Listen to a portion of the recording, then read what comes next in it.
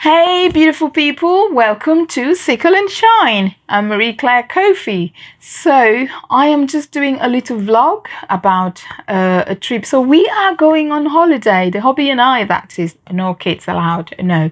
So yes, we're going on holiday, and you know, for normally traveling, you know, gets really stressful, and for people that suffer with sickle cell, that can get 10 times stressful. So I mean, we're not going until a few days' time, but I tend to, you know, prepare myself way in advance. And, you know, I get really, really stressed when I'm traveling. And I'm sure it's the same for most people that suffer with sickle cell, because you have to prepare so many other things. You have to take extra caution. You have to, you know, pack some extra stuff, put all your medications and things together, you know, proper clothing and all that. So we're going to Morocco, and I have never been to Morocco before, and of course it is a very popular holiday destination for most British people, and we thought we would just go and see what it is in Morocco, and we're very excited. So please join me. Well, before I start packing, I just wanted to give some advice and tip for people traveling with sickle cell disease. So basically, normally when flying, on the plane, of course, because of the high altitude, you know, it can restrict your blood flow, and because of this, you know, you might tend to have a crisis, which is something that we want to avoid. So the doctors normally advise, you know, they usually advise me to take aspirin to help thin my blood. I do take them sometimes, but most of the time I'm fine without the aspirin. So if it's something that you want to consider, please do so. And I beg your pardon.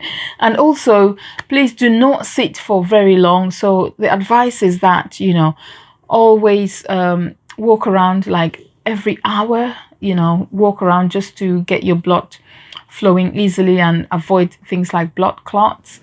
The air in the plane tends to get really dry. You know, it's always advisable to drink plenty of fluids while in a plane. And I mean, of course, it's difficult to get into the plane with water, but there's always water available whenever they come around asking for drink. I do have a cup of tea, you know, once in a while, but most of the time I do drink plenty of water. I mean, that means going to the toilet a lot, but I don't mind that. That means, you know, at least walking around, you know, stretching myself and things like that.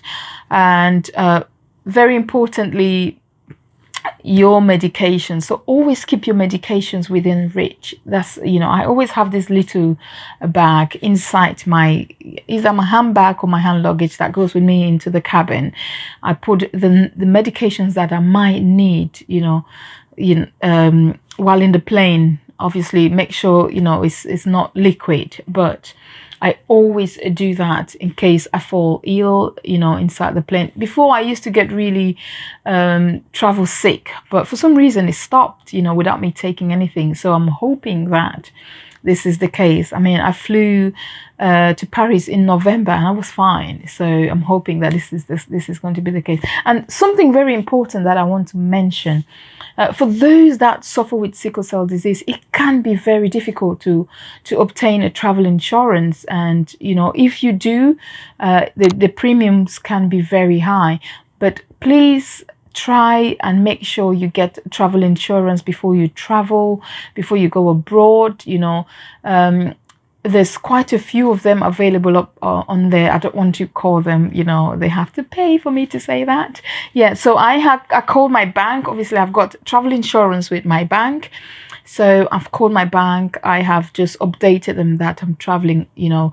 Always remember to tell them that you suffer from sickle cell, because that's an extra precaution that they need to bear in mind, you know, and they need to update on their system.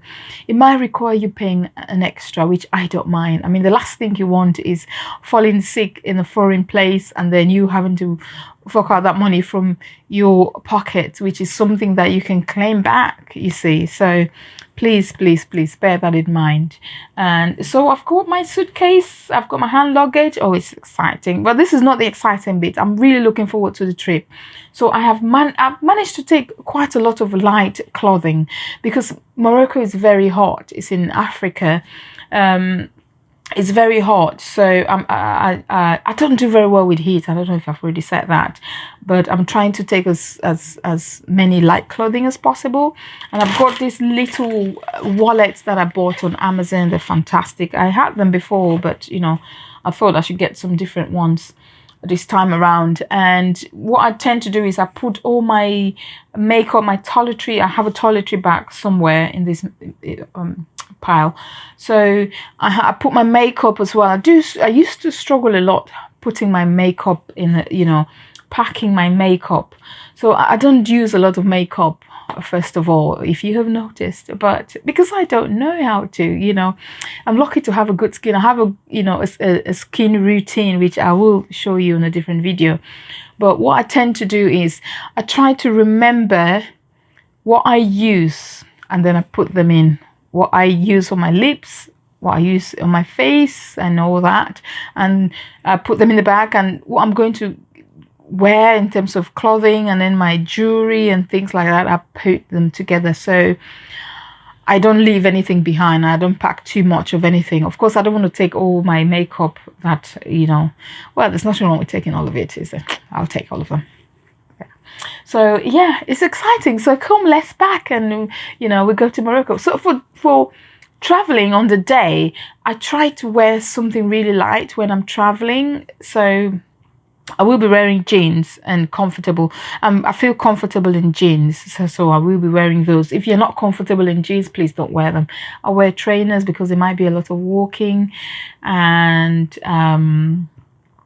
yeah, just some light top and maybe some hoodie because we're leaving early in the morning. And something to mention, you know, usually people with sickle cell tend to struggle with transit and things like that, and there's nothing wrong with asking for a wheelchair.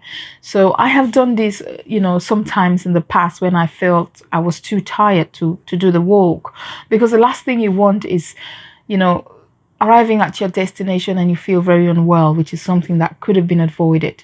Please do not hesitate to ask for a wheelchair, okay? There's nothing wrong with that. Yeah, so join me. Let's pack to Morocco. So I tend to always start with, you know, what am I going to wear on the day, the next day, and things like that. So yeah, thank you. See you on the other side.